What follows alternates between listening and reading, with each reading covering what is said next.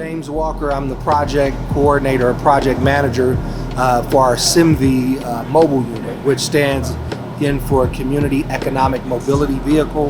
This truck will be a part of the SIMV program, which will package up all of the services that we provide and take it to the residents in the neighborhood. We have space for the residents / customers to come in and do paperwork on the outside.